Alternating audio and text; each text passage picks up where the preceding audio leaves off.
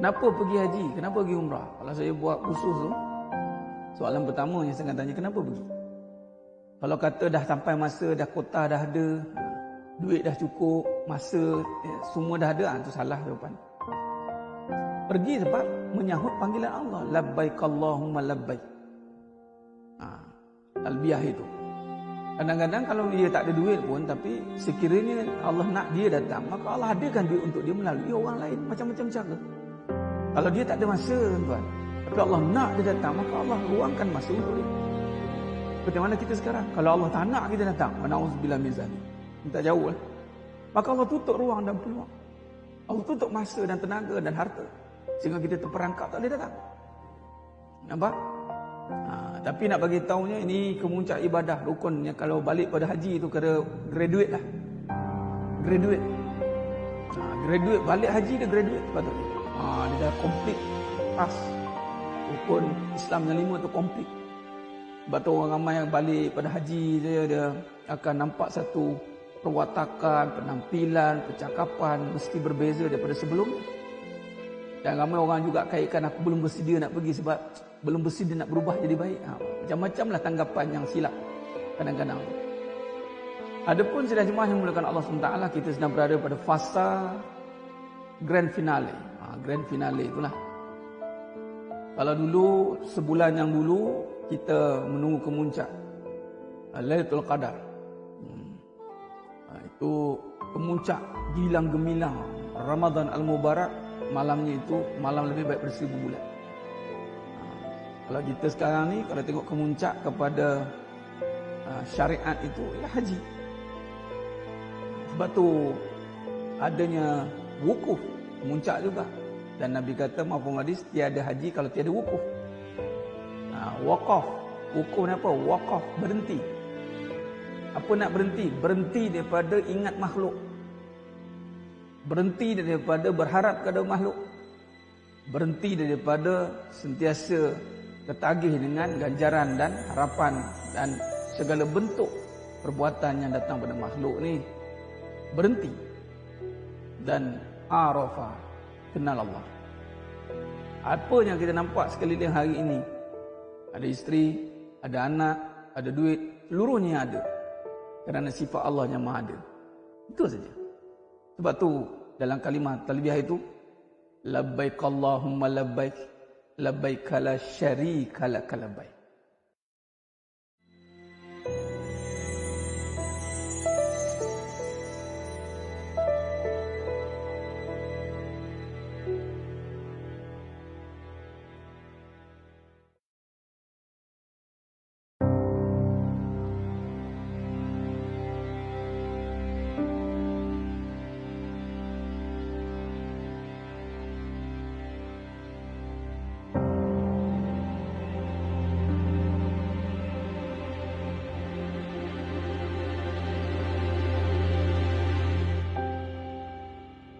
Kenapa pergi haji? Kenapa pergi umrah? Kalau saya buat khusus tu, soalan pertama yang saya akan tanya, kenapa pergi? Kalau kata dah sampai masa, dah kota dah ada, duit dah cukup, masa semua dah ada, itu salah jawapan. Pergi sebab menyahut panggilan Allah. Labbaik Allahumma labbaik. Talbiyah itu. Kadang-kadang kalau dia tak ada duit pun, tapi sekiranya Allah nak dia datang, maka Allah adakan duit untuk dia melalui orang lain, macam-macam cara. Kalau dia tak ada masa, tuan, tapi Allah nak dia datang, maka Allah luangkan masa untuk dia. Seperti mana kita sekarang, kalau Allah tak nak kita datang, na'udzubillah min zalik, minta jauh lah, maka Allah tutup ruang dan peluang. Allah tutup masa dan tenaga dan harta, sehingga kita terperangkap tak boleh datang. Nampak? Tapi nak bagi tahunya, ini kemuncak ibadah rukun yang kalau balik pada haji itu kena graduate lah. Graduate. Graduate balik haji dia graduate sepatutnya. Dia dah complete pass. Rukun Islam yang 5 tu complete. Sebab tu orang ramai yang balik pada haji dia akan nampak satu perwatakan, penampilan, percakapan mesti berbeza daripada sebelumnya. Dan ramai orang juga kaitkan, aku belum bersedia nak pergi sebab belum bersedia nak berubah jadi baik. Macam-macam lah tanggapan yang silap kadang-kadang. Adapun sidang jemaah yang dimuliakan Allah SWT, kita sedang berada pada fasa grand finale. Grand finale itulah. Kalau dulu, sebulan yang dulu, kita menunggu kemuncak Lailatul Qadar. Itu kemuncak gilang gemilang Ramadan Al-Mubarak. Malamnya itu malam lebih baik berseribu bulan. Kalau kita sekarang ni, kalau tengok kemuncak kepada syariat itu, ya haji. Sebab tu adanya wukuf, kemuncak juga. Dan Nabi kata maupun hadis, tiada haji kalau tiada wukuf. Waqaf, wukuf ni apa? Waqaf, berhenti. Apa nak berhenti? Berhenti daripada ingat makhluk. Berhenti daripada berharap kepada makhluk. Berhenti daripada sentiasa tertagih dengan ganjaran dan harapan dan segala bentuk perbuatan yang datang pada makhluk ni. Berhenti. Dan arafa, kenal Allah. Apa yang kita nampak sekeliling hari ini, ada isteri, ada anak, ada duit, seluruhnya ada. Kerana sifat Allah yang maha ada. Itu saja. Sebab tu dalam kalimah talbiyah itu, labbaik Allahumma labbaik, labbaik la syarika lak labbaik.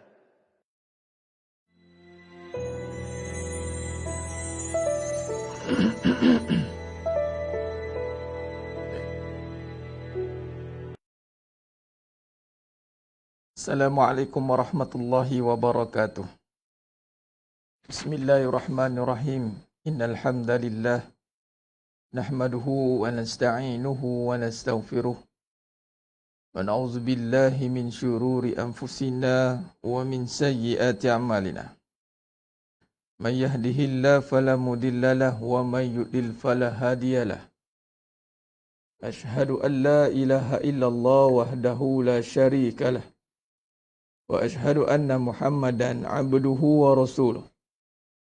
Allahumma salli ala Muhammad wa ala ali Muhammad. Rabbi yassir wa la tu'assir, Rabbi tammim bil khair.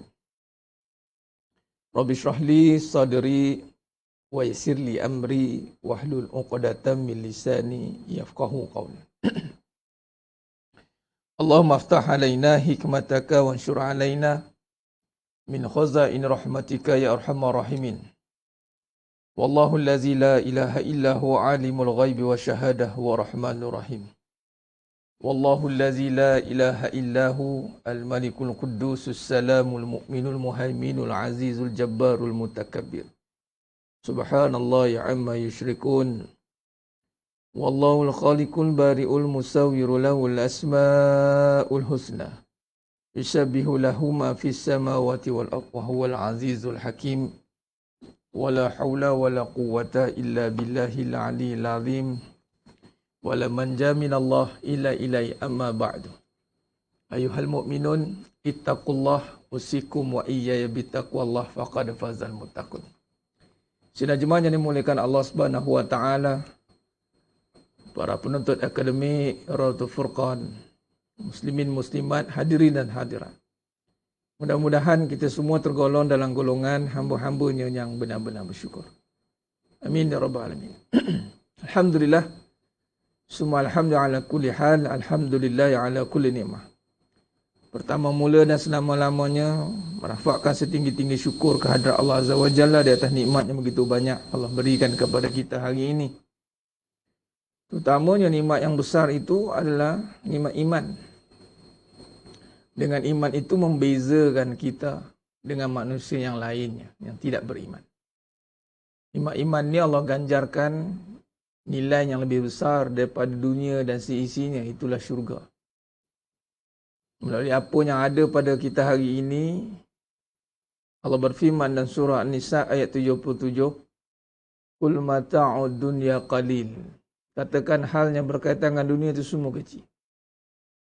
Jadi bila kata hal dunia ni kecil, walau bagaimanapun saiznya, yang anda dapat pada dunia itu tetap kecil. Nak dibandingkan dengan akhirat, walal akhiratu khairul liman ittaqa. Akhirat itu kekal. Jadi bila kata kekal, maka ia satu benda yang sangat-sangat berbaloi untuk dilaburkan. Adapun dunia ini yang bersifat kullufan, binasa, bersifat mata'ud dunya kul mata'ud dunya. Wa mal hayatud dunya illa mata'ul ghurur. Bersifat penipu pun orang sanggup berhabis-habis masa istiqomah dia nak dapatkan hasil dunia, hasil duit, hasil apa benda yang nak diusahakan. Sanggup mereka berikan tumpuan, tetapi perkara itu akhirnya habis. Tapi benda akhirat ini yang kekal. Namun Allah kata apa? Manusia akan memilih dunia. Bal tu'sirunal hayatad dunya. Bahkan manusia akan memilih dunia.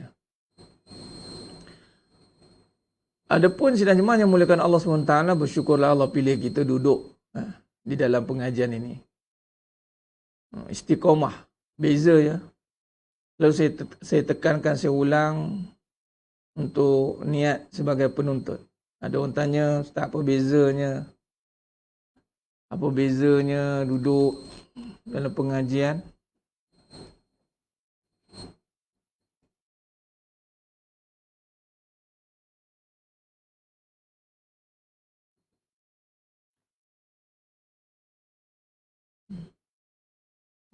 Allahumma salli ala Muhammad.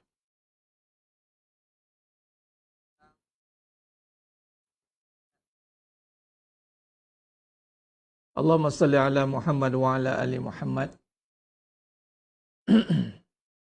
Ada gangguan audio? Masih okey? Boleh diteruskan insya-Allah. Allahumma salli ala Muhammad wa ala ali Muhammad. Khair. Mana ada yang gangguan tu, cuba log in, log out balik. Dan insya-Allah mudah-mudahan Allah berikan kemudahan untuk kita meneruskan pengajian kita pada malam yang penuh barakah insya-Allah. Baik, berbalik tentang mukadimah tadi. Beza menjadi penuntut ni ada akadnya, yakni nak menjadi penuntut. Menuntut ilmu. Dia kata menuntut ilmu ni, dia kena ada kesungguhan. Satu, keduanya, jaminan Allah ke atas mereka yang menuntut ilmu. Dia pendengar satu bab, pengikut satu bab. Kadang-kadang pengikut saja. Pengikut ustaz, pengikut itu, pengikut ini. Kita tidak mahu ada pengikut. Sebab tu ada orang satu kali tu dia komen dekat wall saya tentang hal berkaitan dengan ada isu lah. Kemudian dia kata follower ustaz. Saya tak ada follower. Saya tak perlu orang follow saya. Tapi saya perlukan yang mana nak berazam menuntut ilmu. Bukan untuk saya, tapi untuk individu anda sendiri. Yang menjadi tuntutan setiap muslimin dan muslimat. Penuntut ilmu ni sedikit tak banyak. Sebab tu adanya platform ARF ni. Sebagai ada akad. Dia pengajian kitab satu bab. Kadang-kadang mengaji kitab setengah jalan tinggal. Dia ada jenis gitu. Nak pula online. Nak pula lillahi ta'ala. Kotlah ustaz.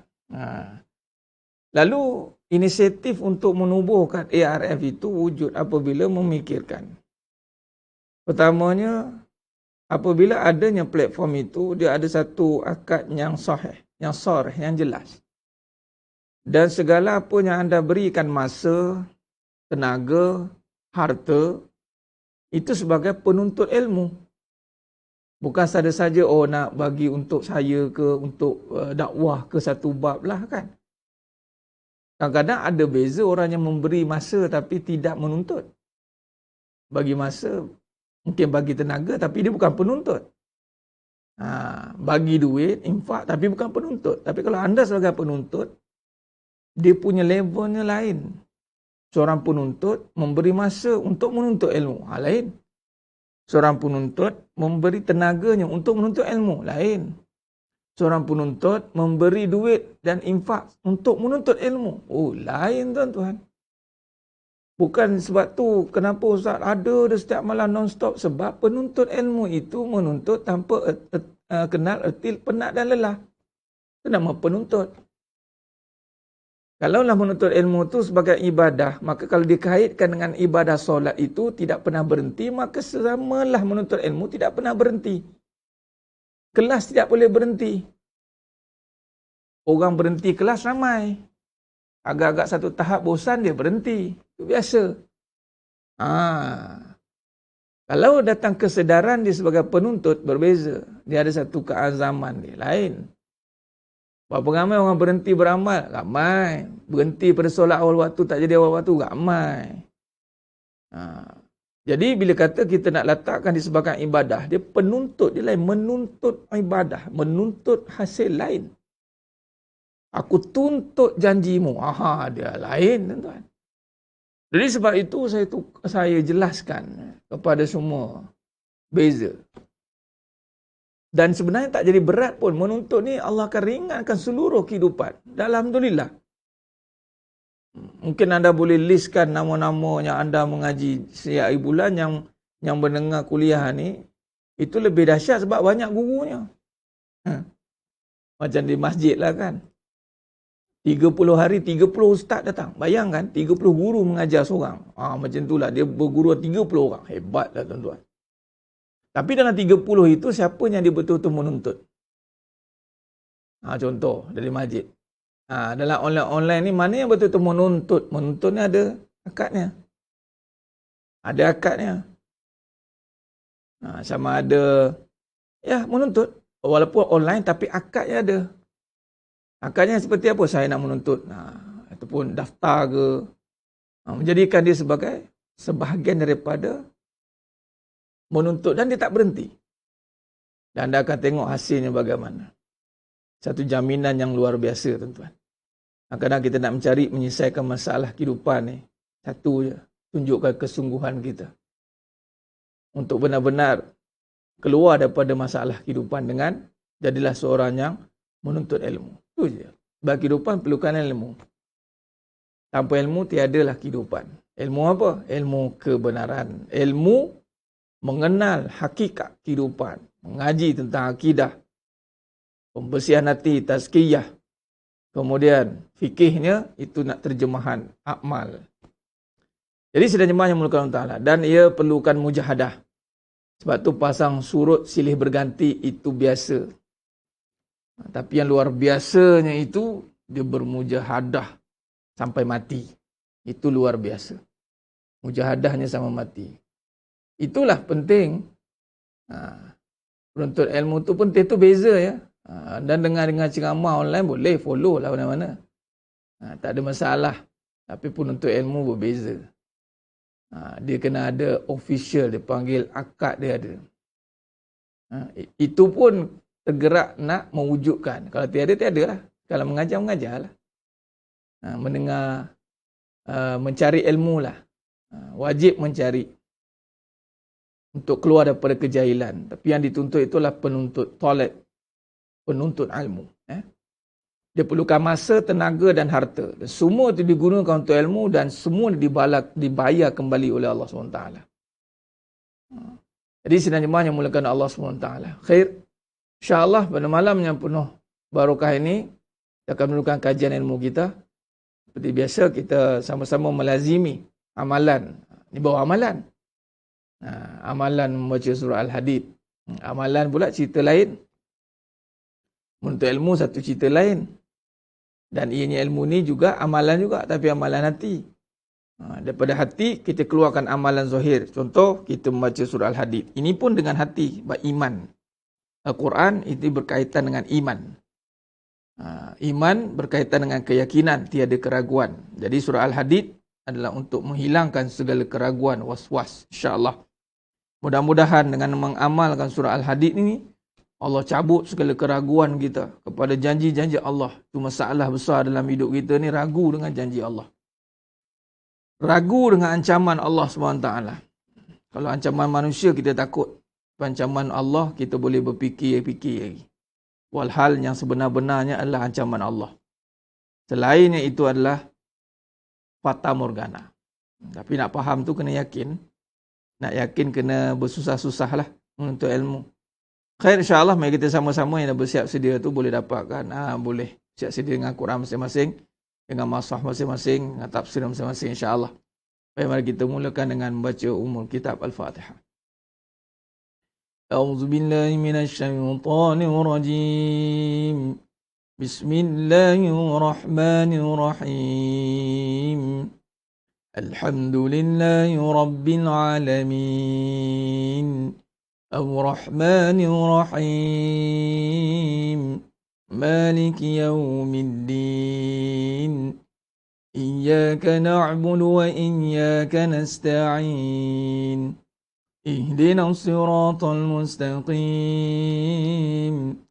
Siratal ladzina an'amta 'alaihim ghairil maghdubi 'alaihim waladdallin. Amin. Bismillahirrahmanirrahim.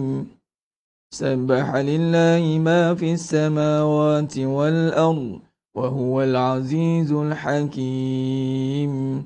Lahu mulkus samawati wal ard yuhyi wa yumit wa huwa ala kulli shay'in qadir. هو الأول والآخر والظاهر والباطن وهو بكل شيء عليم. هو الذي خلق السماوات والأرض في 6 أيام ثم استوى على العرش يعلم ما يلج في الأرض وما يخرج منها وما ينزل من السماء وما يعرج فيها وهو معكم أينما كنتم والله بما تعملون بصير. له ملك السماوات والأرض وإلى الله ترجع الأمور. يولج الليل في النهار ويولج النهار في الليل وهو عليم بذات الصدور. آمنوا بالله ورسوله وأنفقوا مما جعلكم مستخلفين فيه فالذين آمنوا منكم وأنفقوا لهم أجر كبير. وما لكم لا تؤمنون بالله والرسول يدعوكم لتؤمنوا بربكم وقد أخذ ميثاقكم إن كنتم مؤمنين. هو الذي ينزل على عبده آيات بينات ليخرجكم من الظلمات إلى النور وإن الله بكم لرؤوف رحيم. وما لكم ألا تنفقوا في سبيل الله ولله ميراث السماوات والأرض لا يستوي منكم من أنفق من قبل الفتح وقاتل أولئك أعظم درجة من الذين أنفقوا من بعد وقاتلوا وكلا وعد الله الحسنى والله بما تعملون خبير. من ذا الذي يقرض الله قرضا حسنا فيضاعفه له وله أجر كريم. يوم ترى المؤمنين والمؤمنات يسعى نورهم بين أيديهم وبأيمانهم بشراكم اليوم جنات تجري من تحتها الأنهار خالدين فيها ذلك هو الفوز العظيم.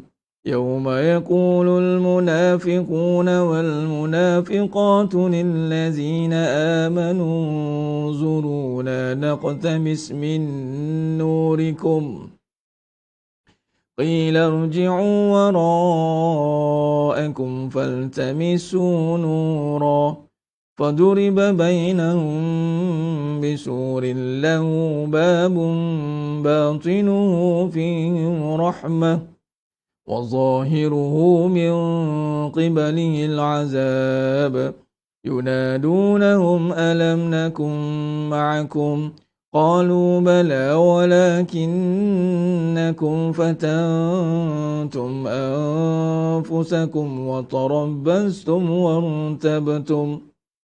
وتربستم وغرسكم الأماني حتى جاء أمر الله وغركم بالله الغرور فاليوم لا يؤخذ منكم فدية ولا من الذين كفروا مأواكم النار هي مولاكم وبئس المصير ألم يأن للذين آمنوا أن تخشع قلوبهم لذكر الله وما نزل من الحق ولا يكونوا كالذين أوتوا الكتاب من قبل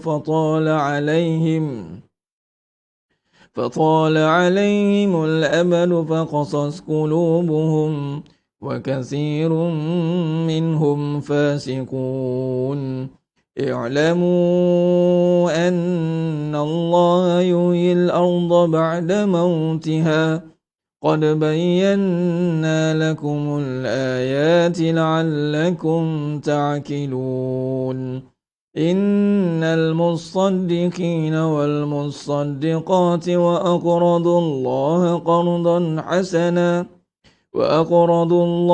قرضا حسنا يضاعف لهم ولهم أجر كريم والذين آمنوا بالله ورسله أولئك هم الصديقون والشهداء عند ربهم لهم أجرهم ونورهم والذين كفروا وكذبوا بآياتنا أولئك أصحاب الجحيم اعلموا أنما الحياة الدنيا لعب ولهو وزينة وتفاخر بينكم وتكاثر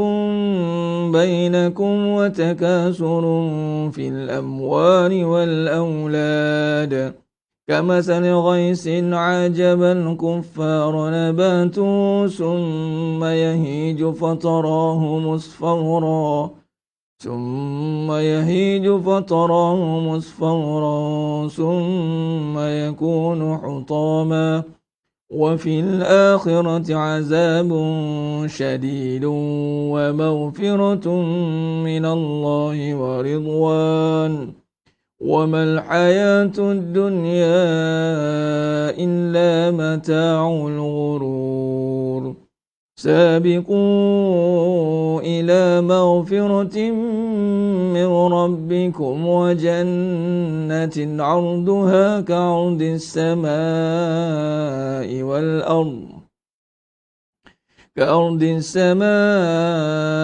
والأرض أعدت للذين آمنوا بالله ورسله ذلك فضل الله يؤتيه من يشاء والله ذو الفضل العظيم ما أصاب من مصيبة في الأرض ولا في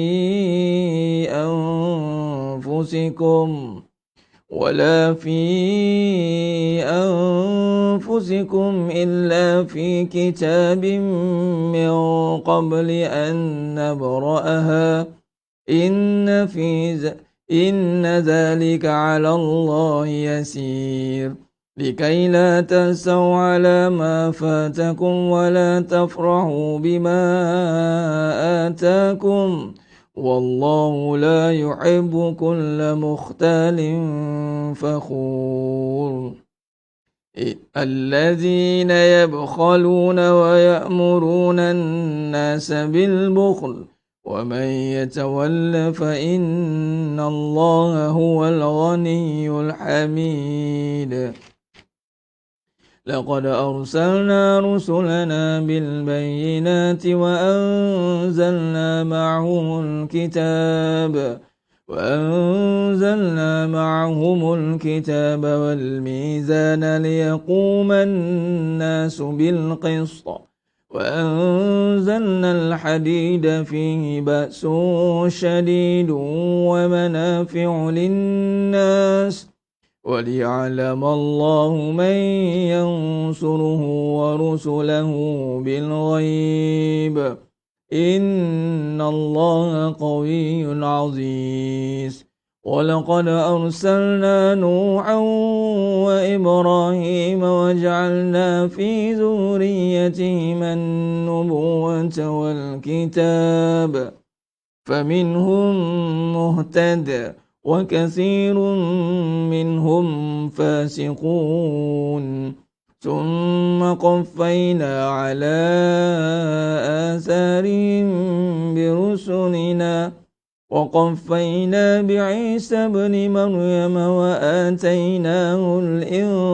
الإنجيل وجعلنا في قلوب الذين اتبعوه رأفة ورحمة ورهبانية ابتدعوها ما كتبناها عليهم إلا ابتغاء رضوان الله فما رعوها حق رعايتها فآتينا الذين آمنوا منهم أجرهم وكثير منهم فاسقون يا أيها الذين آمنوا اتقوا الله وآمنوا برسوله يؤتكم كفلين من رحمته ويجعل لكم نورا تمشون به ويغفر لكم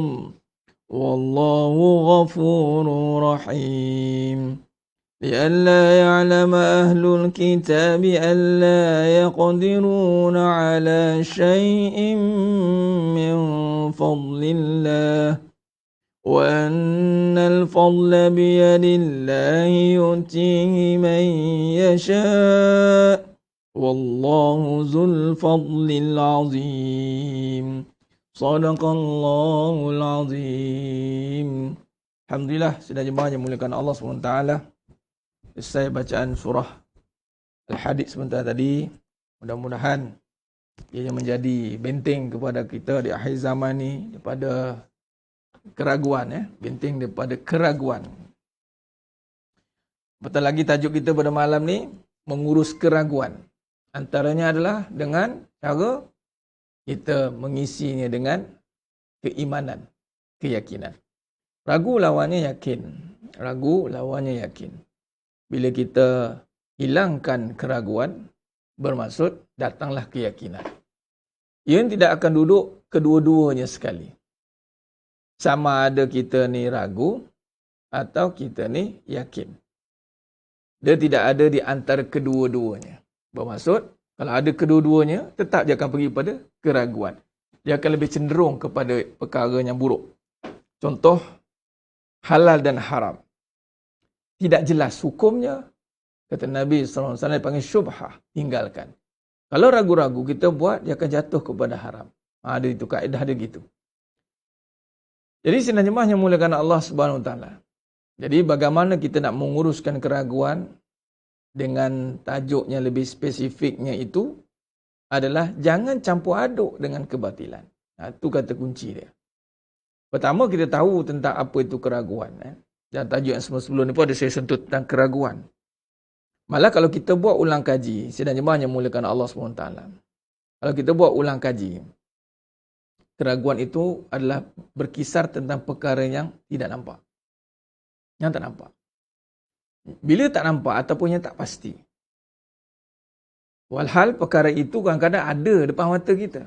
Tapi kita tak nampak. Contoh. tentang harta.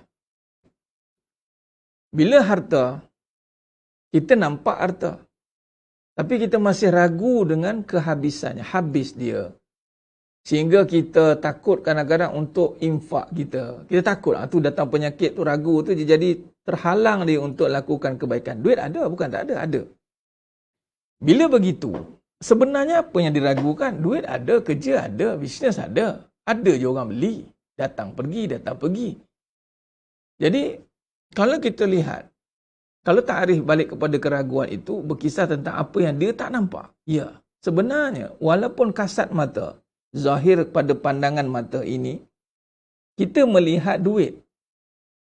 Kita nampak, tengok duit. Nampak harta. Tapi ada satu lagi pandangan yang tersembunyi. Itulah basirah yang tersembunyi. Iaitu sepatutnya kita kena melihat dengan pandangan yang itu. Atau pandangan yang hakiki. Melihat dalam konteks rezeki. Melihat dalam konteks kekayaan. Yang kita tengok itu kebendaan. Sebab tu harta benda. Kaya raya. Orang tak panggil harta kaya. Orang panggil harta benda. Baik, selagi mana kita gagal untuk melihat yang nyata, melihat yang sebenar, nyata maksudnya yang hak. Jadi melihat akan perkara yang tersirat di sebalik tersurat itu, maka selagi itulah keraguan akan menyelubungi kita. Sebab asas kepada perbincangan keraguan itu adalah benda yang tak nampak. Asal tak nampak memang kita akan ragu. Tapi bila ada yang boleh melihatnya, maka hilanglah keraguan itu. Boleh melihat. Tapi adakah melihat itu mesti dengan melihat dengan mata kepala? Tidak. Contoh, flight, naik kapal terbang. Flight. Bila kapal terbang, tuan-tuan nampak pilot? Tak nampak. Tahu naik dia, kita boleh tidur lah, berengkur kena tidur. Sebab apa? Tak semestinya nampak itu mesti dengan mata nak tengok depan. Tapi kita ada ilmu terhadap perkara itu. Itu dan pentingnya ilmu ni. Yang mahal ilmu ni tu, apatah lagi ilmu yang kita pelajari ini adalah mendidik, mengajar untuk melihat apakah yang memandu kita ini. Kalau saya nak bagi tamsil seperti flight kapal terbang tadi, tuan-tuan, kita naik satu. Kita naik flight kapal terbang. Ingat disebut kapal terbang ni, Boeing 757, ya mas. Dia pun tengah nak let go. Siapa yang nak beli tu boleh lah. Dia buka open tender, tuan-tuan. Tahu berapa harga. Belilah tuan-tuan. Beli, lepas tu kita buat tiket pergi umrah ke, haji ke, kita free FOC. Dahsyat. Apa boleh buat gitu? Masya Allah. Buat style Abdul Rahman Sayyidina Osman bin Affan radhiyallahu an, Bi'ru Rumman. Ataupun kena tambangnya minimum ke, Allah Allah. Baik balik ke terbang tadi. Baik. Maka seperti itulah kehidupan kita yang memandu tu. Itu rezeki. Rezeki tak nampak tuan. Tapi anda kena ada ilmu untuk melihat dia. Kalau rezeki nampak, senang. Tempik atas kepala, rezeki. Yang ada nampak tu, terjemahan rezeki. Sebab tu orang berani kata, Allah tak ada rezeki aku lah. Nampak? Tak mana yang kata tak ada rezeki tu, tuan-tuan? Itulah dalam perbincangan, kalau kita buat ulang kaji juga, dan punya hakikat kehidupan, ada saya menceritakan tentang hakikat yang ada. Yang ada dikatakan tiada, yang tiada dikatakan ada. Dia mula mengada-ngada kalau tertukar tu. Yang ada dikatakan tiada. Apa yang ada dikatakan tiada? Rezeki. Rezeki tu ada, dikatakan tak ada. Yang tak ada, dikatakan ada. Yang ada, yang tak ada tu apa? Duit. Duit memang tak ada. Kita bermati-mati kata duit ada, duit ada, duit ada, duit ada. Sampai orang kata, shh, jangan sebut tak ada duit. Masin. Masin bendanya yang dimasin tu sebab dia sebut tak ada rezeki. Itu yang masin tu. Nak sangat tak ada rezeki, orang kata. Ana inda zonni abdi bi. Aku bersama dengan sangkaan hamba-ku terhadapku. Dan melihat dengan mata lebah tu, dalam konteks pandangan yang kita kena tengok semuanya baik. Tapi belum tentu dia nampak Allah. Jangan tengok buruk orang. Itu dalam konteks syariat. Ini mengatasi ni. Mengatasi. Atas daripada itu. Tengok sifat. Lalu melihatlah dia tentang yang sebenar. Hilanglah keraguan. Datanglah iman. Itu sebenarnya. Dan Nabi SAW yang menjadikan sampai berperang-perang tu tuan-tuan. Kerana nak hilangkan keraguan lah. Cakap banyak kali sampai bergaduh tuan-tuan. Kita nafikan tak ada. Awak tu tak ada. Yang ada tu bukan sifat awak. Yang tak ada bukan sifat saya. Saya yang buat kerja. Tengoklah kebaikan pada diri saya ni. Cuba pandang dengan mata lebah sikit kat saya ni. Nampak? Guna juga mata lebah. Bukan mata lebah lagi. Berlebah-lebah lagi pakai. Tak nampak ke? Asyik nak tengok keburukan saya dia. Tengoklah kebaikan pada diri saya. Tak nampak saya yang kerja, saya yang buat. Saya penat-penat. Faham? Saya yang sayang isteri saya yang sayang anak saya. Saya, nampak? Saya tu pula, dia nisbah kepada apa? Kebaikan. Saya yang berusaha nak jadi baik. Saya ni, sebagai isteri saya, dia nisbah sifat itu. Nampak tidak? Maka Nabi SAW bagi tahu bahawa yang kamu kata yang apa tadi? Macam tu lah ibaratnya. Dulu, Wak Quraisy, kafir Quraisy ni, mereka mengatakan bahawa dialah kaya, dialah kuat, dialah yang paling bijak, dialah yang semua sifat-sifat dia pakai. Tiba-tiba, Nabi menyatakan bahawa yang memiliki semua itu, Allah. Nama Allah keluar. Lalu dia katakan, siapa Allah ni? Allah siapa ni? Allah. Aku tak pernah dengar nama Allah ni. Yang kaya aku. Yang rezeki aku. Yang handsome aku. Semua sifat dia ambil. Mana Allah? Tu dia kata tu. Qul huwallahu ahad. Allahus samad. Qul. Sebab orang yang bertanya tu kafir Quraisy. Qul. Sebutlah kepada dia. Biarlah dia tu buta. Macam contoh. Kita suruh sebut kan. Bukan nampak pun. Kadang-kadang memang bak nampak ni tuan-tuan. Allahu Akbar. Dia hadillahu nurhi mayyasha. Allah pilih. Kalau Allah tak pilih, mengajilah berjuta kali pun. Buta juga. Jangan main-main. Sebab tu, pengajian. Biasalah. Allah dia tu, tersasul juga tak ada rezeki. Sebut juga tak ada rezeki. Dan tersasul-sasul tu, orang kaya, ada dua kaya. Padahal kaya satu lah. Dalam action dia tu, bila isteri mengamuk, kecut juga.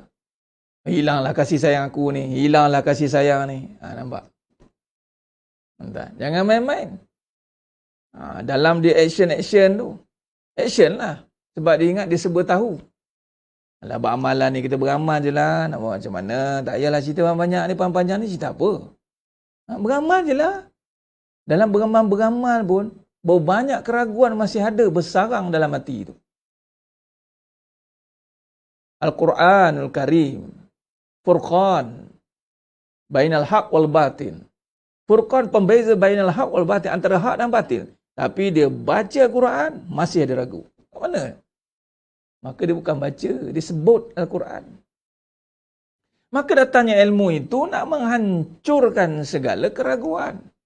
Ilmu apa? Ilmu yang menghilangkan keraguan itu ilmu akidah.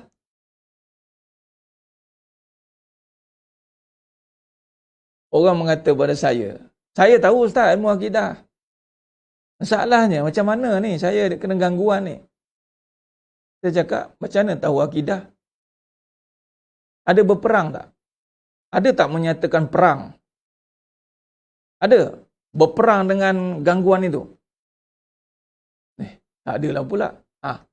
Nabi berperang berakidah. Akidah, bila Nabi kata akidah tuan nak hilangkan keraguan, berperang. Kita ada berperang.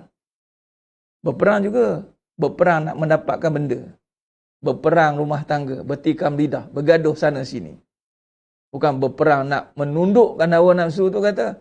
Contoh yang duk ada bertanya dengan saya. Dia diganggu dengan halusinasi. Dia bisik-bisik. Dia cakap bisik tu dengar atau dalam fikiran? Dalam fikiran Ustaz. Dia kata, matilah kau. Kau buat sekejap lagi, kau mati. Dia kata dia ada gangguan itu. Kau buat, kau mati. Buatlah kau. Mati kau. Dia cakap, dia main. Habis tu saya tanya, buat tak? Tak buatlah Ustaz. Kata tahu akidah. Macam mana? Cabar balik. Aku nak tengok macam mana kau boleh matikan aku. Baik, aku cabar. Dia itu akidah. Okey? Kau nak matikan aku? Sila. Sebab tu bila mengajar akidah tuan, tak ada slow santai punya. Dia bantai terus. Tu dia. Dia bantai terus. Sebab tu kalau kata gangguan-gangguan ke saka ke, kuntilanak, gundurrowo ke apa ke, dia tak ada cakap pelan-pelannya. Dia tak ada menggigil bucu katil tuan. Dia cabar terus.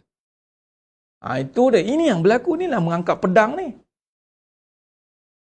Itu kalau dengan jin. Kalau rumah tangga yang menjadi agenda besar iblis, bergaduh dengan isteri. Bukan awaknya, kasih sayang tu bukan dekat awak. Awak bukan satu-satunya abang sayang. Apa dia bang? Abang cakap dia sekali? Abang mengaji mana ni? Abang cakap dia sekali? Dah. Awak je lah kasih sayang tu. Yelah Allah Subhanahu Wa Taala sebenarnya bagi kasih sayang untuk amanah bagi kita.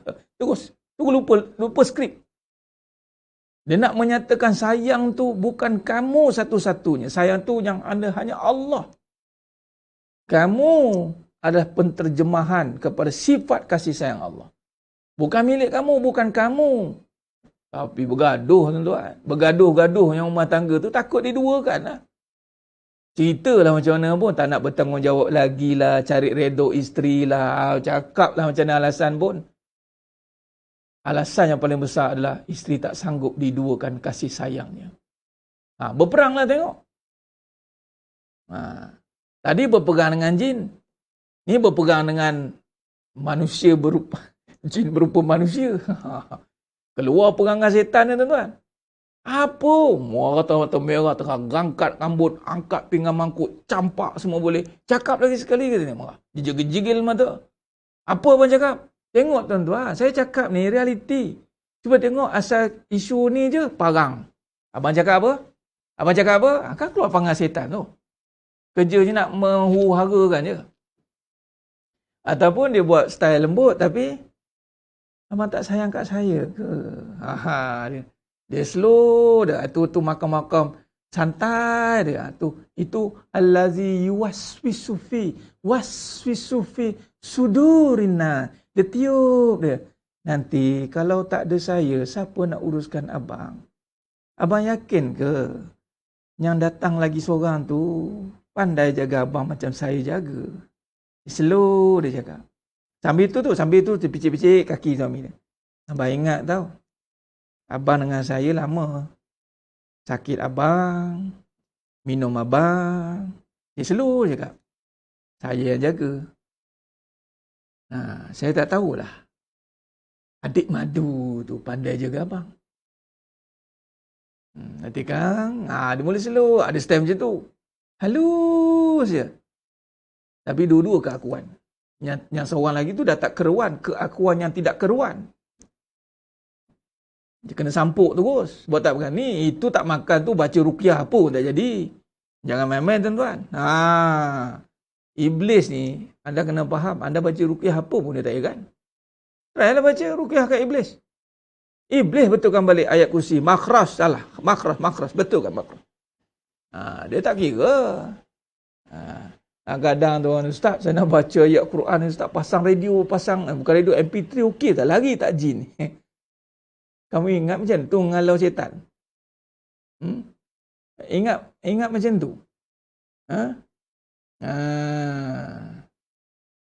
Jadi sidang jemaah yang mulakan Allah SWT memang berperang. Menghilangkan keraguan itu berperang. Itu panggil jihad.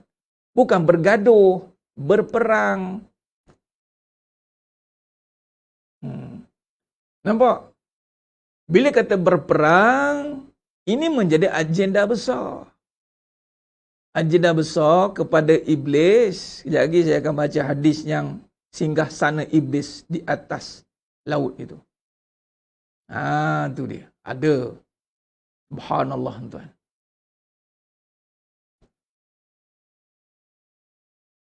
Jadi keraguan ini memang nak menghilangkan segala perkara-perkara yang membawa kepada tadi persoalan-persoalan. Malah ada yang beramal masih ragu. Kerana tidak akan hilang keraguan dengan amalan itu. Keraguan hilang dengan hujjah, jihad, berperang menundukkan kekeliruan itu. Sebab itu sesiapa yang niat menuntut ilmu ni jihad. Untuk ilmu jihad, Ustaz. Macam mana melihat untuk ilmu ni jihad? Ni tak berperang-perang ni. Ya ke Ustaz? Mula-mula ngaji. Cuba. Berapa ramai yang melompat-lompat bila dengar statement-statement. Ustaz ni. Geram ya. Siapa tahan nak dengar? Ini baru kata jihad kata. Pertama, ilmu pengetahuan, ilmu lah. Tahu berjihad, mengeluarkan diri daripada tak tahu jihad. Ni ada lagi satu jihad, membersihkan. Itu jihad. Jihad. Ini yang betulkan kekeliruan. Apa tadi Ustaz? Tak ada rezeki. Saya dah biasa sebut tak ada rezeki ni. Bergaduh-gaduh kadang tu. Ekstrim Ustaz ni. Sudah. Ekstrim pula. Padahal kita bercakap berdasarkan ilmu, kajian. Berdasarkan kebenaran. Memang. Tak tahan. Inilah nama jihad. Bukan kata sekadar nak cari ubat. Macam mana Ustaz, saya bergaduh, suami saya bergaduh. Macam mana Ustaz, saya begini, macam mana Ustaz. Kemudian dah selesai, tinggal. Nampak? Sebab itu saya kata kepada yang bertanya saya tadi tu, kan, bisikan yang ada dalam kekeliruan dia itu dikalahkan dengan mencabar. Kalau betul kau yang boleh matikan aku nak tengok macam mana kau matikan aku. Dan sebab apa kita cakap tu? Sebab kita dah ada keyakinan bahawa yuhyi wa yumiit. Allah yang menghidupkan, Allah yang mematikan. Sekiranya ditakdirkan pun matilah kita, bukan disebabkan oleh perkara itu. Iktikad kita jelas. Dan inilah yang paling bahaya tuan-tuan. Di saat kemuncak ni, kemulut-kemulut akhir zaman ni, persiapan kedatangan Dajjal laknatullahi alaih, kemuncak dia adalah untuk mensyirikkan umat Nabi Muhammad SAW secara besar-besaran, berskala mega, tuan-tuan. Dia akan masukkan segala keraguan yang berskala tinggi punya. Tuan-tuan ingat? Dia akan bertempik dia. Akulah. Dia bertempik. Dia suruh takut-takutkan. Tak ada, dia tak takut-takutkan. Tapi dia akan mengatakan, aku Tuhan. Tapi dalam konteks aku Tuhan itu, sebenarnya dia akan terjemahkan lebih besar. Akulah yang boleh bagi kekayaan. Akulah yang boleh bagi kesembuhan. Akulah yang boleh buat suami kamu tu sayang kamu seorang saja. Akulah yang kamu buat bahawa kamu dipandang tinggi. Sifat-sifat yang kita impi-impikan itu, dia akan conquer. Maka di saat kita mula terpesong pandangan kita daripada sekarang pun dah gelabah, maka saat itulah iblis datang. Goncang-goncang gitu je. Iblis tu presiden dia. Sebab tu bila kata alang-alang nak cerita pasal iblis, maksimum cerita tentang dia panggil apa, konspirasi iblis. Dajjal ni take off saja. Jadi sedang jemaah yang mulakan Allah SWT, Dajjal tu take off je. Dajjal naik presiden. Dia punya mastermind yang besar adalah iblis. Dia Tuan Syed Nahus, dia depress ni, buang perkataan anxiety, depress tu. Kalau sakit perut. Bila sakit perut, dia duk fikir-fikir kat mana sakit, memang stres lah. Itulah orang kata tak berkaitan dengan iman tu, macam pening kepala, kena matahari panas, memanglah stres. Tapi nak ceritanya tak ada apa masalah, tiba-tiba stresnya apa masalah? Dia ada dua sebab, sama ada fizikal ataupun spiritual, ataupun melibatkan keraguan. Fikir, stres. Nah, tu sebab apa tu? Memanglah kita, dia panggil, saya pernah kena dulu, dia panggil badan ni stres. Dia sebenarnya badan yang stres tu, badan. Dia panggil otot tu dia terlampau sakit, dia menguncuk. Dia bagi injek muscle, hilanglah sakit. Masalahnya ni stres hati ni. Keraguan, yakin, dah ni semua salah orang ni. Entah mana-mana lah ni. Kan saya dah kata, kalau susah, sakit badan tapi hati sakit, tu apa kena-mengena pula hati sakit tu? Kalau sakit badan, itu boleh bagi ubat. Kalau sakit hati, nak bagi apa? Dengan doktor-doktor dia lempang sekali kan. Doktor jangan nak nasihat saya. Ni rumah tangga saya kan. Doktor nak nasihat saya pula. Saya sakit hati ni. Dia tengah mengamuk-ngamuk, bagi ubat tidur. Tidur terus. Doktor mahu lega, tidur dah dia. Okey. Sekejap lagi bangun mengamuk balik. Sakit hati aku ni lah. Cucuk lagi. Contoh. Memanglah badan tu boleh bagi ubat. Bagilah ubat apa nak dia bagi kat badan yang mana dia panggil stress muscle semua tu. Memang dia akan boleh efek kepada stres kepala kita. Fikiran tak menentu. Itu tengok apa punca dia. Kita tak adalah kita tuduh menonok. Dia gastrik ni jin punya hal ni. Allah, kalau ia buat beragak-agak sikit pun, kita pun ngaji juga. Ni sakit perut dalam perubatan, saya mengaji dengan Datuk Ismail Kamus, almarhum. First kali kalau kita nak deal dengan pesakit, kita cek dulu je ada medical punya report. Pergi jumpa doktor dulu. Kita raikan doktor. Silakan pergi jumpa doktor. Pergi, kita raikan, cek apa masalah. Sakit kepala, sakit perut, makan keracunan, pergi ambil ubat lah.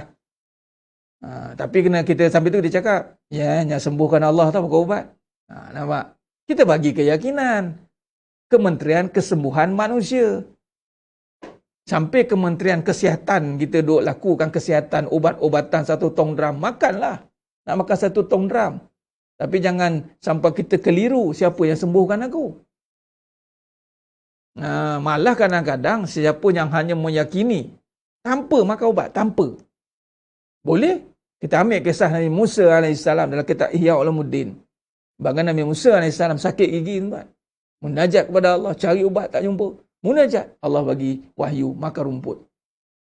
Sembuh. Kali kedua sakit datang balik. Nabi Musa terus ambil rumput, tak sembuh. Munajat kepada Allah Nabi Musa. Ya Rabb, kenapa sebelum ni aku makan rumput sembuh? Kenapa kali kedua sakit yang saya makan rumput tak sembuh? Allah kata apa? Sebelum tu kau munajat kat aku. Aku bagi wahyu. Yang kedua, kau tak ingat aku. Kau ingat rumput. Tuan. Jangan buat main benda-benda macam ni. Jangan kita selampau ekstrim sangat. Ni tak ada kena-mengena, tak ada kena-mengena. Memang kita tahu. Kita pun boleh defend. Kita boleh pertahankan mana. Ini sakit perut je. Pergi makan ubat. Tak ada masalah.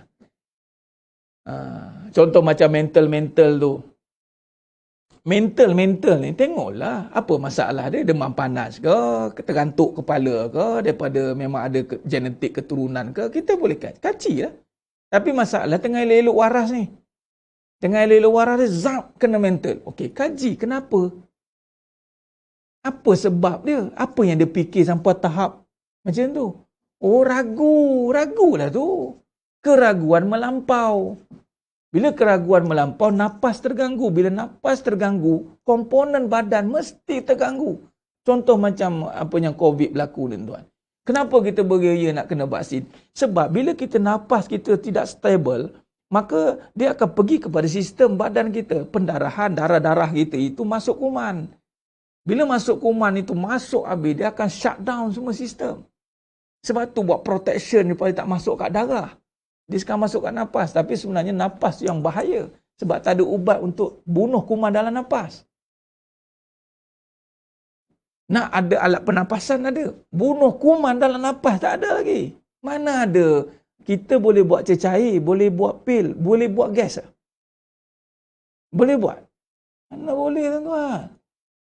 Gas bukan tenaga, bukan buat. Dia adalah sebatian yang mana kita tak tahu nak tangkap tenaga macam mana. Dapat dah. Apa, ingat apa? Saya tangkap jin ke? Dah masuk dalam botol. Itu pun kadang pun orang boleh petikai kan. Boleh tangkap macam tu je. Konon. Kalau betul-betul lah. Kan? Tapi nak bagi tahu.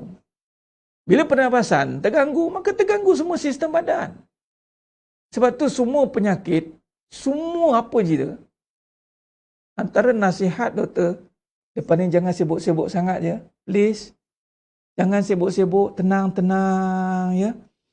Jangan kelang kabut, jangan fikir banyak-banyak ya. Tolong dia sakit. Ya. Lepas ni kurangkan stres kat dia. Jangan bagi dia fikir. Masanya untuk tenang. Bukankah dalam agama sudah ada ketenangan itu? Ke anda sendiri yang tak jumpa? Kalau tak jumpa, jangan salahkanlah agama. Salahkanlah anda yang tak jumpa. Faham? Carilah sampai jumpa. Tak jumpa bermakna bukan tak ada. Itu maknanya tak jumpa.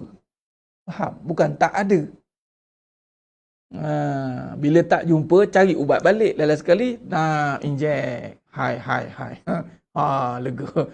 Mabuk terus. Dia nak hilangkan dia hai tu. Ambil benda-benda yang haram pula. Buat benda-benda yang langgar agama. Elok-elok nak rawat, jadi benda lain. Jadi ketagihan pula. Mana ubat, ketagihan. Dah tagih. Sebab tu doktor tak sembarang bagi ubat tuan, yang main-main. Nak keluarkan dos tu, mesti kena dapat izin. Bukan main keluar-keluar sebarangan. Sebab dia melibatkan nanti silap bagi ketagihan pada badan. Nak tanggung. Sebab tu tak boleh antibiotik pun tak boleh keluar main. Doktor nak keluar. Mana boleh pergi kat farmasi nak beli antibiotik. Tak boleh. Dia ada satu benda yang nak counter benda tu. Terlebih bagi kan. Siapa nak tanggung? Tu dia. Sebab tu tak boleh main-main. Jadi apa-apa itu bertenang. Jadi keraguan itu keyakinan membawa pada ketenangan. Dah ketenangan, barulah pergi uruskan. Percaya kepada ubat menyembuhkan termasuk yang syirik-syirik kau Ustaz? Ya. Apa saja kesembuhan, sifat sembuh, sifat diletakkan pada makhluk yang tidak punya sifat itu, maka berlaku syirik khafi, syirik yang tersembunyi. Jadi sebenarnya yang mulakan Allah SWT. Maka di situ kalau kita lihat bagaimana perbahasan keraguan ini untuk dikembangkan lagi.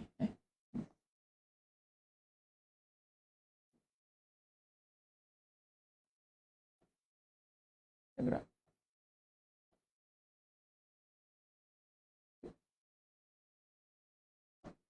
Okay.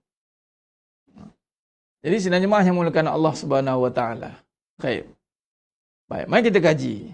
Bila keraguan ni saya dah sentuh dan hari Ahad ni saya sentuh lagi pengusahaan risiko lebih detail, dan ini pun termasuk juga perbincangan hikmah. Baik, saya mengambil daripada perbincangan daripada surah Baqarah 155 dan ada kaitan dengan perbincangan hakikat ujian dan masalah. Bab ragu ni tuan-tuan, dia ada kaitan dengan kajian yang pernah kita kaji dulu, hakikat ujian dan masalah. Dan malam ni, antara poin besar ragu tu adalah sebab ada takut. Itu je. Takut-takutlah. Takut-takut, ragu-ragulah. Lebih kurang adik-beradik lah tu. Adik-beradik. Dia nak hilangkan keraguan dengan hilangkan ketakutan. Lebih kurang. Bila kita suruh dia ngadu masalah dengan Allah, dia cakap kita pula sombong. Macam mana? Macam tu lah Syarifah Wangi. Orang kalau tak faham macam tu lah. Sombong kamu ni. Allah. Biasalah. Fitnah berlaku begitu.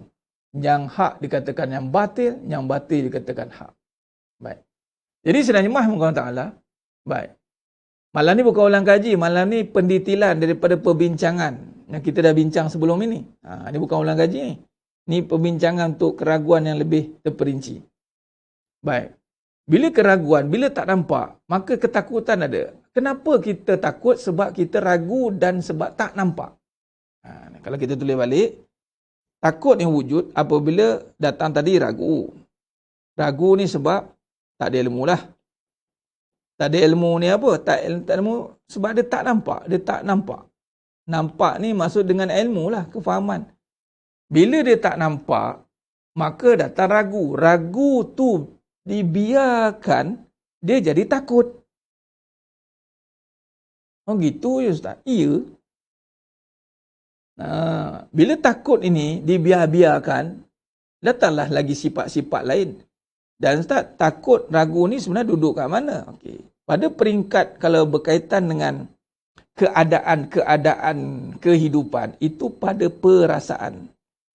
Itu dia panggil perasaan takut. kita sedang berurusan dengan perasaan takut. Itulah emosi. Emosi. Kita bincang tu perasaan. Emosi, perasaan takut. Baik. Asas semua datang kat situ, perasaan ini. Cuma Allah jadikan perasaan takut, emosi takut ni sebagai ujian. Untuk apa? Untuk bawa kepada yang sebenar. Oh, ada takut yang sebenar ya Ustaz? Ya. Selagi mana dia masih ada perasaan takut, itu belum confirm takut. Sebab tu bila kata nak sedar ni, jangan perasaan ditakut-takutkan dengan muzik, dengan ini. Memanglah timbul geru, takut, perasaan. Perasaan belum confirm. Habis nak takut betul macam mana Ustaz? Dia datang dari rasa takut. Rasa. Dia perbincangkan rasa dan perasaan lah ni. Rasa dan perasa. Rasa tu genuine, perasa abstrak daripada rasa tadi. Rasa anggur.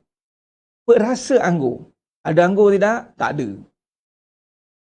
Rasa strawberry. Perasa strawberry. Ada strawberry tidak kat perasa? Tak ada. Rasa durian musangking.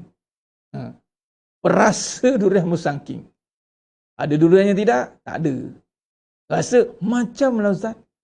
Nah, samalah dunia ni sebenarnya perasa bagi syurga.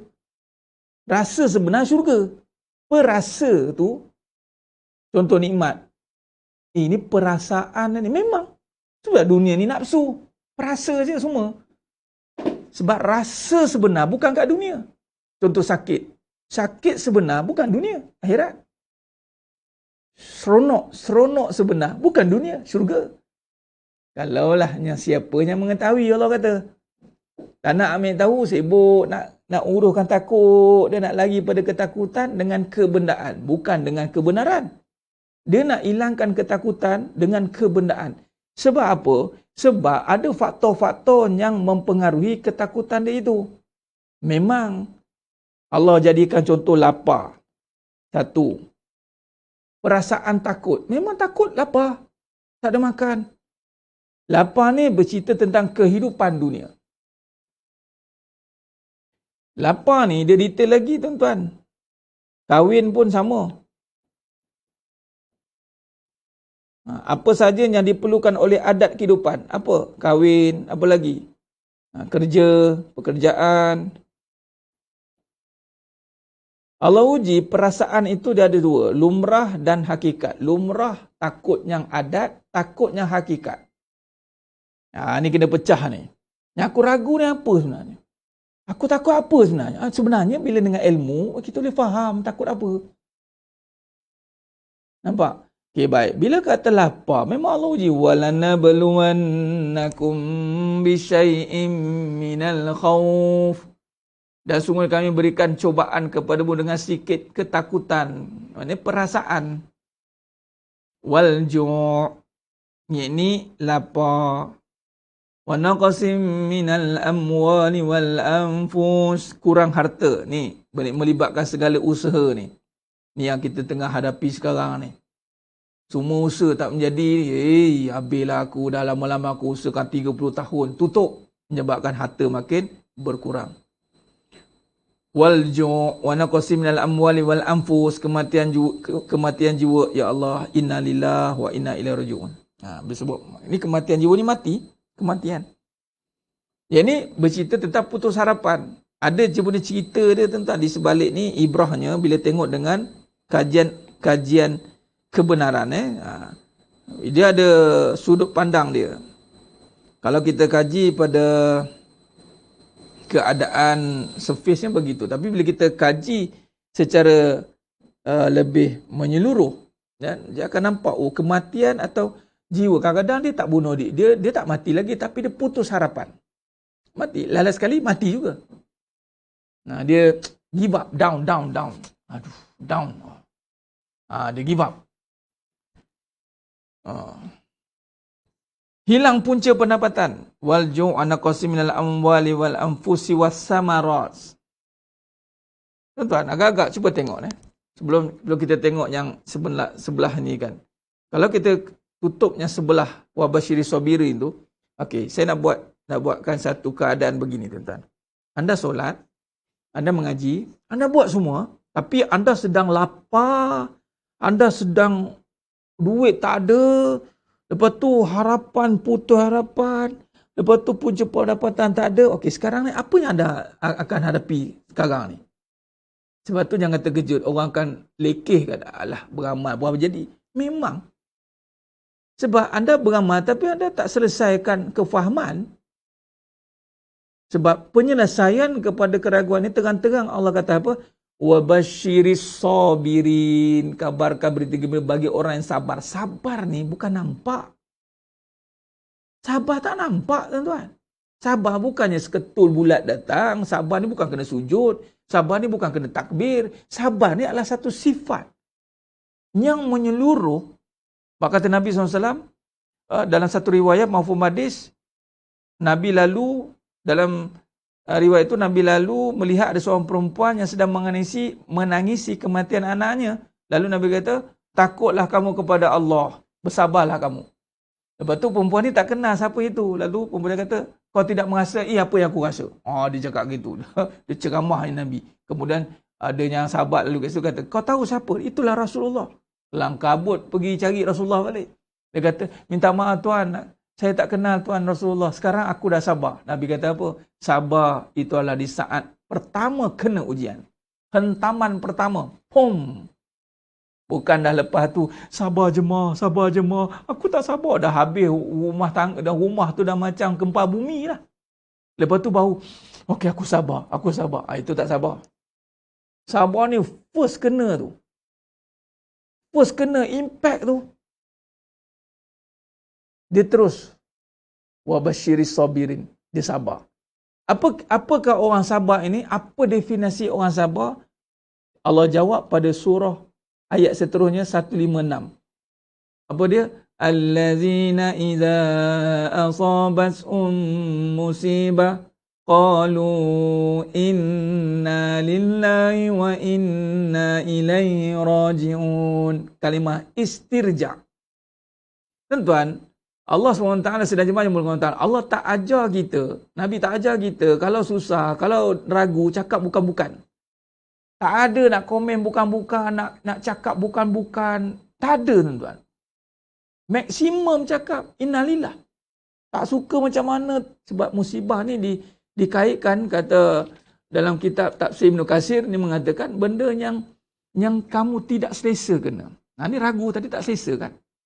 Dia katakan ujian berupa kebahagiaan dan pada saatnya berupa bentuk kesusahan seperti rasa takut dan ketidakselesaan. Benda yang kita tak suka. Itulah. Ragu ni, anda suka ragu ke? Tak suka kan? Dan memang. Jadi apabila dia kaitkan tentang benda yang kita tak suka, ya kita tak tahu. Kita tak suka. Abang Leman kamu tu confirm ke dengan kamu je? Mula. Aku tak suka lah kau tanya aku macam tu. Tapi bila tahu dah kahwin dua, lega hati. Tapi tak suka juga. Tak tahu sampai bila boleh macam ni. Benda yang tak tahu ni mesti menjadi ancaman bagi seseorang sebenarnya. Jadi, semisalan perkara itu, dikatakan di sini bahawa bagaimana keadaan yang tak tahu tadi, yang tak suka tu, terus inna lillah wa inna ilaihi raji'un. Tak ajar cakap bukan-bukan. Tak ajar. Habislah kau. Habislah kau tu lah. Laki kau lagi. Aku dah kata dah. Ada punya nasihat pun datang. Aku dah kata suruh buat simpanan dulu. Sekarang dah kau dah tak ada duit. Sekarang tu lah aku dah cakap kena ada emas. Sekarang kau ada apa? Mula kawan tu geram aku dengar ni. Itu sebenarnya lagi tension kan sebenarnya. Aku dah kata dah kena buat stok makanan. Jadi kunci tak pada sabar. Dan sabar itu apa? Sabar itu ni ma'rifatullah. Ma'rifatullah. Bermaksud apa? Berbalik kepada perbincangan tauhid kita ini. Kalau kita lihat, semalam kita tentu tentang ni, tentang besi ni. Baik. Anda bayangkan. Dengan kunci menyatakan bila kata kembali kepada Allah ni.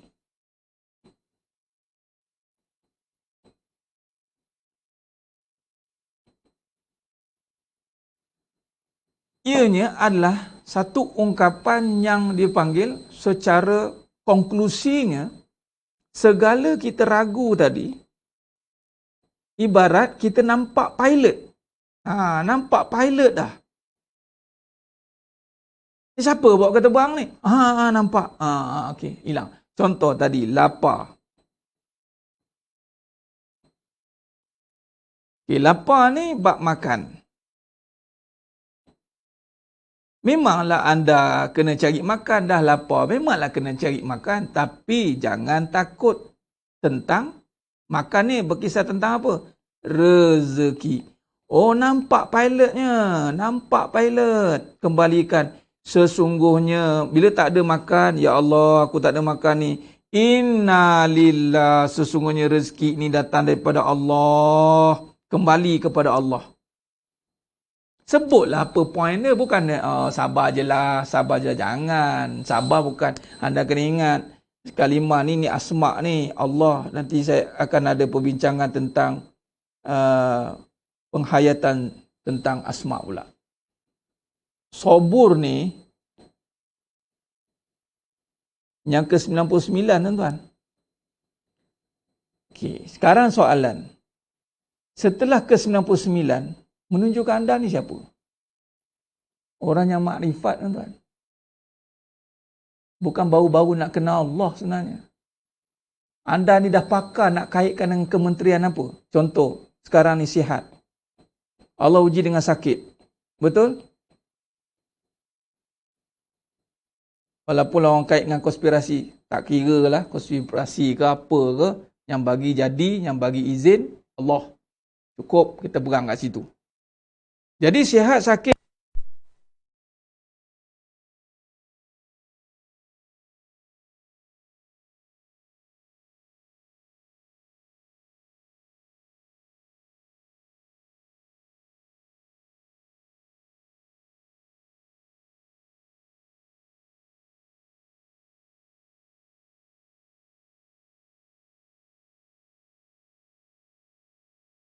Allahumma salli ala Muhammad. Baik, jadi sedang jemaah yang mulakan Allah SWT. Baik. Okey, sekarang Allah uji.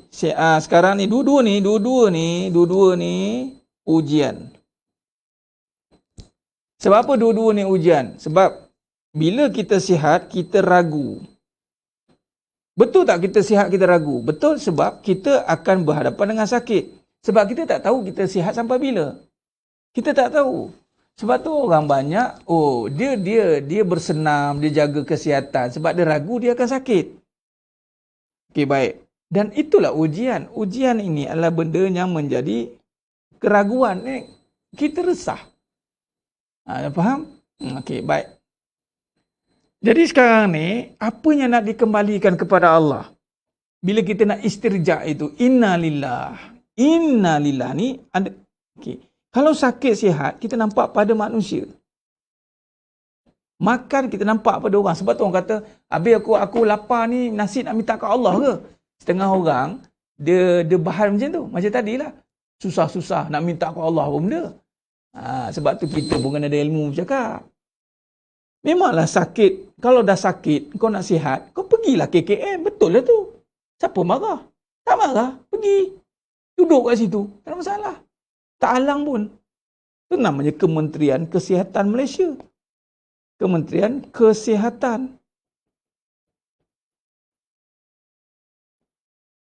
Malaysia. Tapi di saat Allah uji kesakitan, anda nak apa sebenarnya? Anda nak sihat. Anda sakit, anda nak sihat. Kita sakit, kita nak sihat. Soalan. Dalam perubahan nak kesihat, apakah faktor yang menyebabkan kita sihat? Sembuh.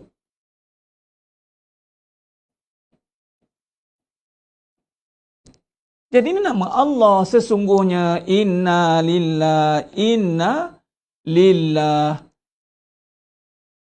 Lillah ni sesungguhnya tidak boleh tidak lillah ni bermaksud apabila yang kita nak lillah itu ni memang kena lillah Allah je. Sesungguhnya kesembuhan ini inna lillah dari Allah, sembuh ni dari Allah, wa inna ilaihi dan kepada Allah juga kembali kesembuhan itu. Wa inna ilaihi rajiun. Nampak? Kita nampak memang kita sebut tapi kita tak kembalikan pun. Kita masih mengharapkan sini. Sebab itu bila kita sakit, ya makanlah ubat. Tapi kena cakap, ya Allah, sesungguhnya kesembuhan ni lillah dari engkau. Wa inna ilaihi dan sesungguhnya akan kembali kepada engkau balik. Itu nama billah itu. Oh, setiap tu ada kementerian dia ada. Ini kementerian kesembuhan. Ni tengah live ni saya bercakap ni. Bila saya tulis tu baca dengan kesembuhan tu. Jangan buat scroll je. Marah-marah je. Ingat apa? Benda main-main ke tuan-tuan? Ni. Allahumma salli ala Muhammad wa ala ali Muhammad. Kementerian Kesembuhan Manusia. Bila kata contoh Allah uji, kita sakit. Sekarang ni sakit, kita napas tuan-tuan. Ataupun apa bentuk lah. Sakit itu napas dengan darah.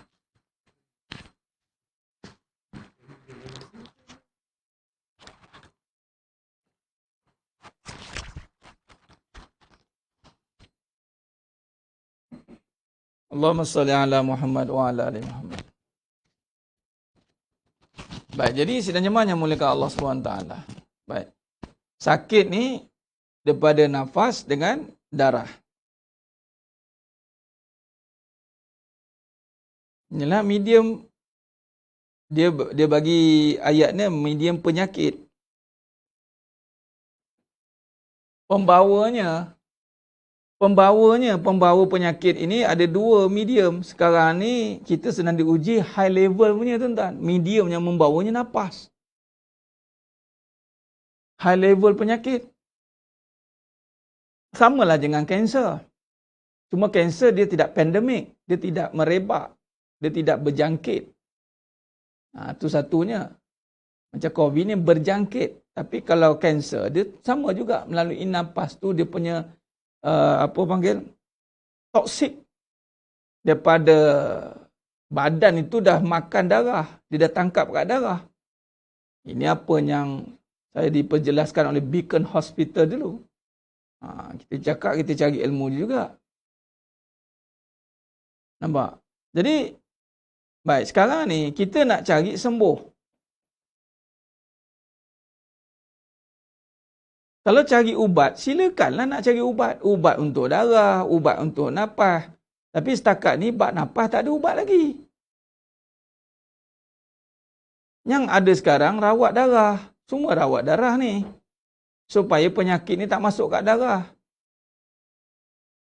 Sekarang ni sembuh ni. Okey. Katalah sakit ni. Ataupun orang kena napas juga, santau. Allahu Akbar, santau lah penyakit-penyakit orang dengki, khianat ini. Ni mistik, penyakit mistik. Okey, katalah ada 1000 orang Ustaz. Saya dah jumpa 1000 orang Ustaz. Tak sembuh-sembuh Ustaz. Tuan-tuan, bukan orang yang bagi sembuh. 1000 orang ke, 1,000,000 orang ke. Maka kalau tak jumpa lagi, mana orang yang innalillah ni dia nampak, oh betul lah sembuh bukan ke orang. Tak apalah 1,000,000 orang. Bermaksud orang beriman, dia tak ada putus asa. Dia cari dia ubat.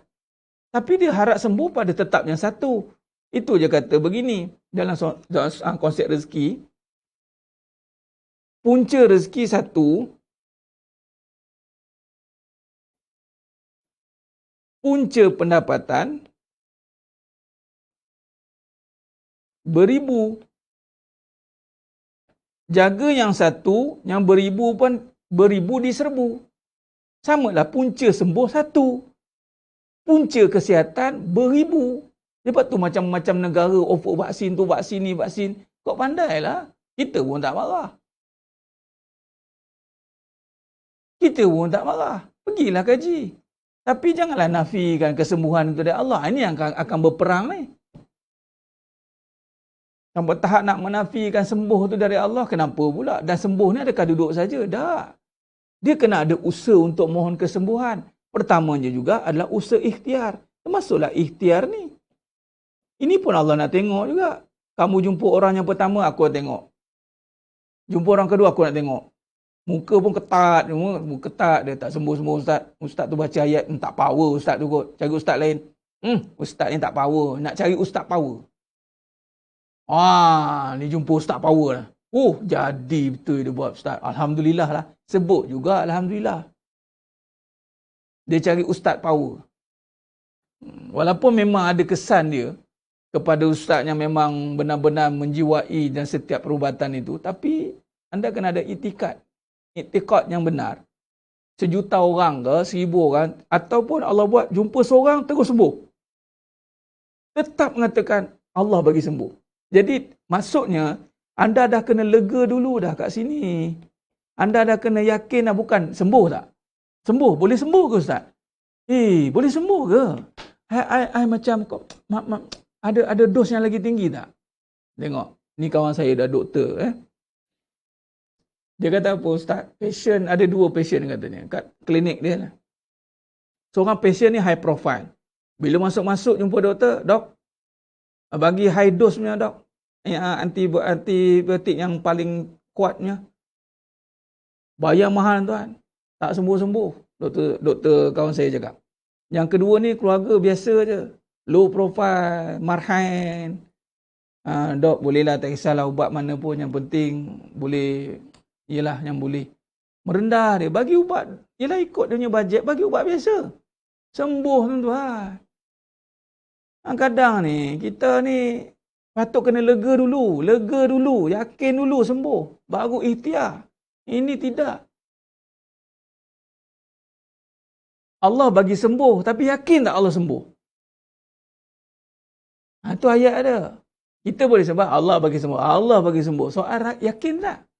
Bila kata yakin, mula-mula bila dah tahu Allah bagi sembuh, yakin terus. Lepas tu, ikhtiar je lah, carilah doktor. Pergilah. Lepas seorang-seorang ustaz jumpa tak jatuh. Okey, next. Minta maaf lah, tak sembuh lah. Tahu dah ustaz. Saya dah tahu dah. Tak apa. Ustaz jangan rasa bersalah. Tak apa, duit saya dah bayar ni pun okey lah. Saya anggap ini pahala saya lah. Ni ada perbincangan. Perbincangan lebih besar. Allah kata pahala Allah bagi.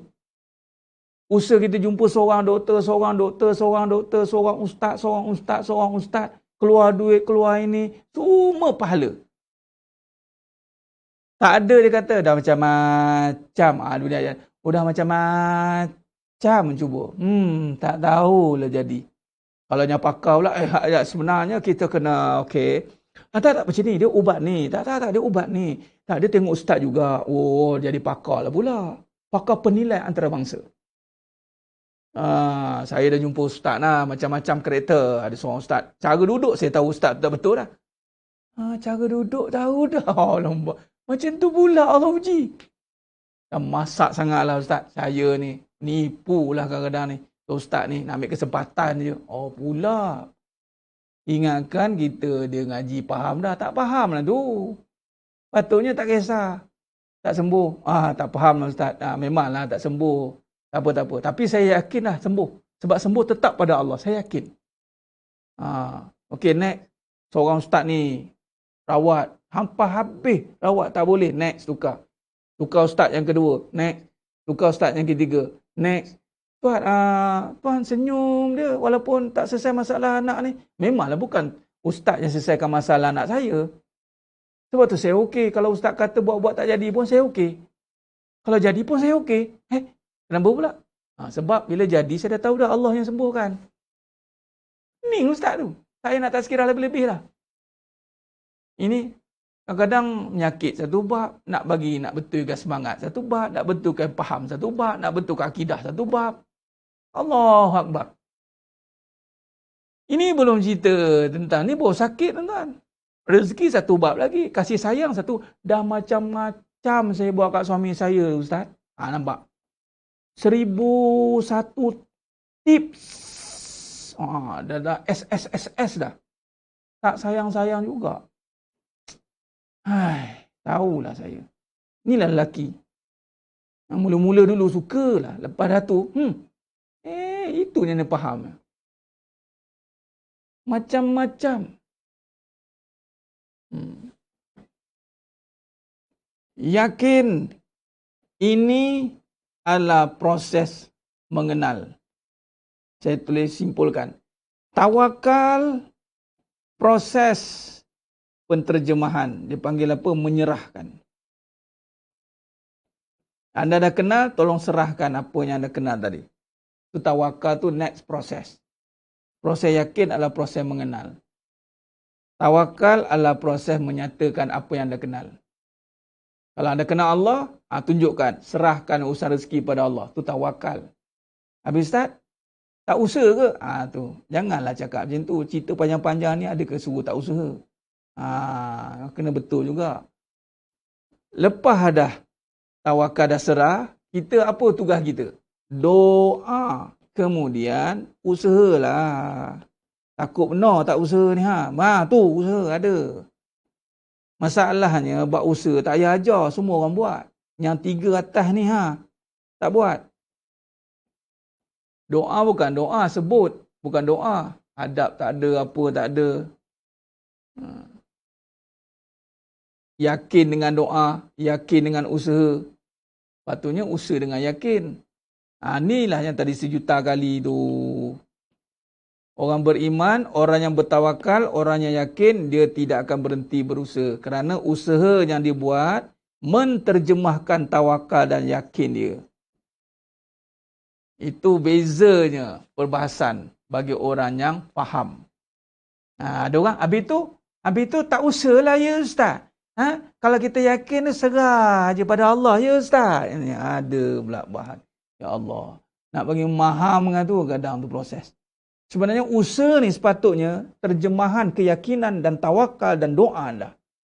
Kalau betul lah anda ni benar-benar yakin, tawakal kepada Allah, doa dengan benar, usaha anda ini tidak akan berada pada perkara yang sia-sia. Ada dia hasilan-hasilan dia. Dia panggil usaha yang tidak sia-sia. Usaha untuk menzahirkan apa yang anda bawa tadi. Contoh. Anda dah yakin, saya buat skrip dia. Anda dah yakin sembuh pada Allah. Okey, ni Allah tengah uji ni. Uji sakit ni. Ni teruslah buat skrip terus senang. Okay, bila dah sakit, pertama sekali yakin sembuh pada Allah. Bila yakin, apa sifat yakin? Tenang. Sifat yakin ni tenang. Okey, nak yakin ni boleh tiba-tiba ke? Ni nak ngaji malam ni. Ni mengaji malam ni. Inilah ni. Sebab tu kena sehari. Ingat yakin boleh sehari. Bukan sehari. Berhari-hari. Kadang makan tahun. Dia bukan tiba-tiba sebab yakin ni duduk kat hati. Ni belum cerita lagi hati, busuk hati, sakit hati, mazmumah, sombong, iri, dengki, sum'ah. Penuh ni bersarang kat sini. Macam mana nak sembuh yakin pada Allah? Belum lagi cerita hubbud dunia, dah cerita dah sebelum ni. Maksudnya ni pembersihan lah ni. Okay, bila dah begitu, apa lagi? Bila dah tenang, wakilkan, tawakal. Ni dia serentak jalan ni, wakala. Dia panggil wakilkan urusan sembuh ni pada Allah. Serahkan pada Allah. Serahkan diri pada Allah. Sembuh ni serah pada Allah. Bila begitu, maka anda dah ada satu sinar yang bersinar-sinar. Aku dah yakin dah sembuh ni pada Allah. Aku dah tak payah ada soalan. Tak payah tanyalah bila saya nak sembuh. Soalan bila nak sembuh tak wujud dah sebenarnya. Sebab dah ada sembuh itu pada Allah. Tinggal lagi anda kena doalah dengan yakin bahawa Allah sembuhkan. Yakin, doa dengan yakin. Macam mana nak yakin? Amalan pun tak ada. Tu cerita buat amalan pula. Solat awal waktu, tak jaga selawat, malah aurat, terbiar. Macam mana? Doa dengan yakin. Yakin Allah sembuhkan. Berapa kali Ustaz? Kalau makam kuali, doalah 1,000,000 kali. Kalau makam wali, tak sempat angkat tangan lagi, sembuh dah. Niat dia, sampai. Ni kita ni makam niat pun lihat lagi. Jadi kenalah praktis doa lagi. Dan doa ni bukan menyatakan kita ada. Doa ni menyatakan Allah ada. Kadang-kadang doa nampak diri aku yang ada. Aku pun salah juga.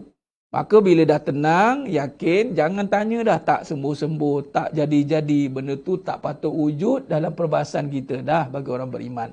Maka setelah itu, dia dah yakin sembuh ada. Maka dia serahkan sembuh pada Allah, dia tak tercari-cari kesembuhan. Jangan masih mencari-cari kesembuhan, kerana kesembuhan telah ada. Yang kita nak cari itu adalah ikhtiar. Itu saja. Itu kena betulkan. Maka datanglah usaha. Usaha ni tuan-tuan, bukan mencari sembuh. Sembuh itu carinya dengan ilmu, faham. Yang usaha ni mencari apa? Mencari tadi ikhtiar. Apa ubat yang kena ni? Cari satu, cari dua, cari tiga. Kalau tak nak pun tak apa. Tak wajib makan ubat itu. Sebab itulah hukumnya itu harus. Tapi bila datang sangat mudarat sehingga mengganggu kemaslahatan sehingga terhalang untuk yang wajib, maka jadilah wajib ubat itu. Ada hukumnya gitu, dia tak ada tiba-tiba wajib. Sebab tu dia kena muzakarah. Jadi tak adalah marah-marah, ni mesti kena ada ni. Mesti makan Panadol lah. Sila hari bulan syirik. Kenapa mesti makan? Kalau tidak macam nak sembuh? Macam mana nak sembuh? Katanya. Masih tercari-cari sembuh ya? Awak cari sembuh kat mana? Kat Panadol lah. Allah, kat Panadol. Aku jumpa dah sembuh sebelum jumpa Panadol. Aku sembuh dah. Tinggal lagi belum sihat. Itu ayat dia. Boleh tak tuan-tuan cakap itu? Pening orang tak? Sembuh dah. Sihat dia belum. Bila nak sihat? Yang tengah usaha lah ni nak sihat ni. Aku kan malaikat, jadi betul sihat. Aku bukan Nabi. Wali jauh sekali. Nabi jauh sekali. Wali, tak payah cerita lah makan kuali. Jadi sihat ni ambil masa lah sikit. Datang macam ribut, pergi macam semut. Tu ayat dia. Memang sakit macam tu tuan. Saya bercakap, pernah lalui tu. Kebenarannya begitu. Datang, pum. Tombang terus. Nak pergi, Ya Rabbi. Jadi maknanya apa?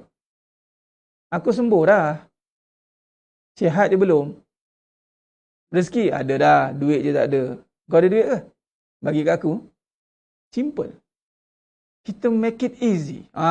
Tu ayat tu. Sebab apa? Dah tenang. Boleh cakap ringan-ringan begitu. Cuba kalau tak tenang. Entahlah sembuh. Tahulah payahlah sembuh ni. Susah lah. Nampak bercakap. Tu ayat dia. Hilang tak ragu? Hilang tuan-tuan ragu. Yang ada adalah usaha. Ragu dah selesai sebenarnya. Sayang ada dah. Rezeki ada dah. Tu dia. Kaya ada dah. Kaya dah. Harta je tak ada. Betul harta tak ada. Mana ada. Tapi kaya ada dah. Apa? Pahala. Allah kaya saya. Tuhan saya Allah. Rabbuna Rabbus samawati, kaya Allah. Langit. Bumi. Semualah. Jadi bila bercakap macam tu, kekuatan dalaman makin naik. Kekuatan dalaman. Naik. Selagi bulan, kun fayakun. Allah nak itu je, nak tengok kita macam tu. Jelas? Sedang jemaahnya mulakan Allah Ta'ala. Khair. InsyaAllah. Tu setakat itu untuk malam ni. Jadi, moga-moga apa yang kita... ragu hilang. Usaha je lah. Ini masalahnya ragu untuk selesai, nak usaha macam mana? Sekarang tinggal yang berusaha saja. Tak jadi. Itu masalahnya. Jadi sedang jemaah yang mulakan Allah Ta'ala, mudah-mudahan kita akan sambung lagi tajuk ni, insyaAllah. Pada siri yang akan datang, hari Ahad ni ada kelas untuk pengurusan risiko ni, untuk kita perincikan lagi perkara ni insyaAllah. Benda ni kita kena perhalusi sebab fitnah tu halus. Jadi kita kena perhalusi supaya kita tidak terfitnah dengan dunia yang halus ini. Dia sifat dia halus dia. Ya.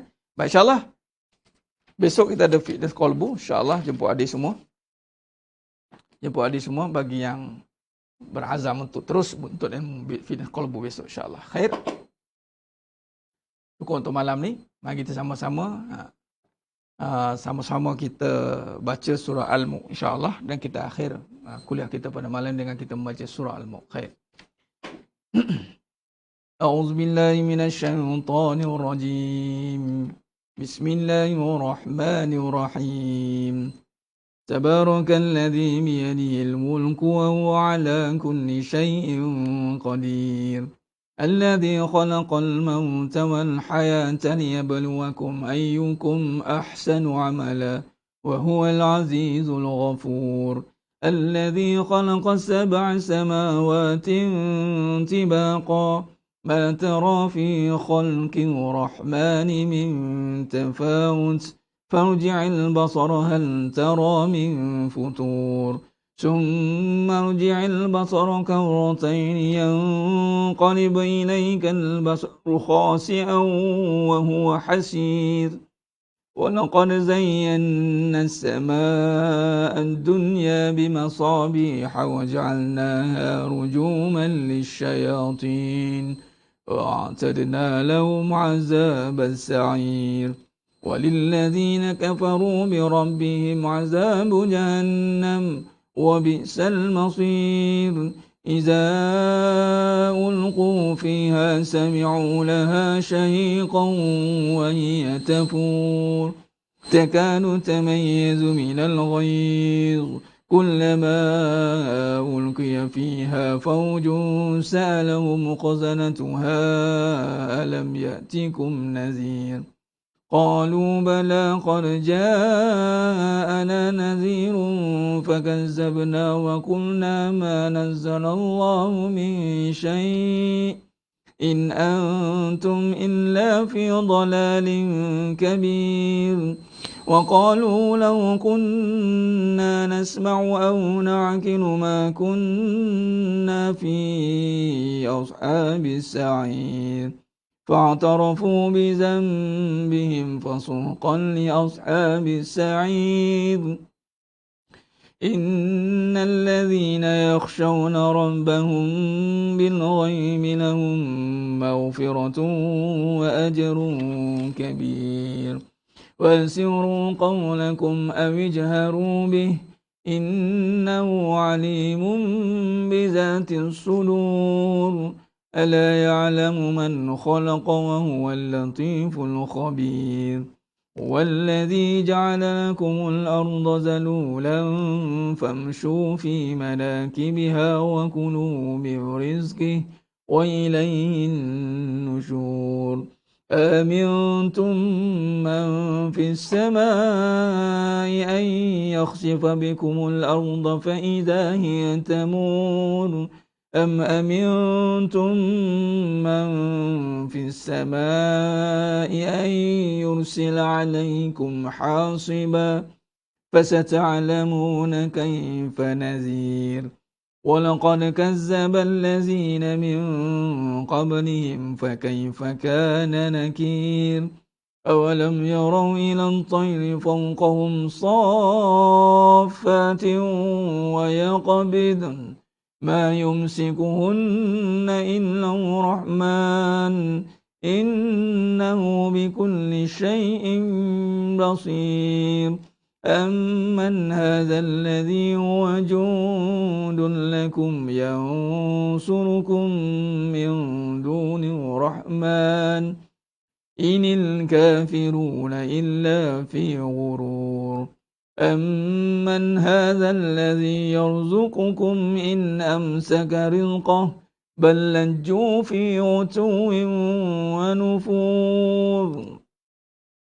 أفمن يمشي مكبا على وجهه أهدى أمن يمشي سويا على صراط مستقيم قل هو الذي أنشأكم وجعل لكم السمع والأبصار والأفئدة قليلا ما تشكرون قل هو الذي ذرأكم في الأرض وإليه تحشرون ويقولون متى هذا الوعد إن كنتم صادقين قل إنما العلم عند الله وإنما أنا نذير مبين فلما رأوا زلفة سيئت وجوه الذين كفروا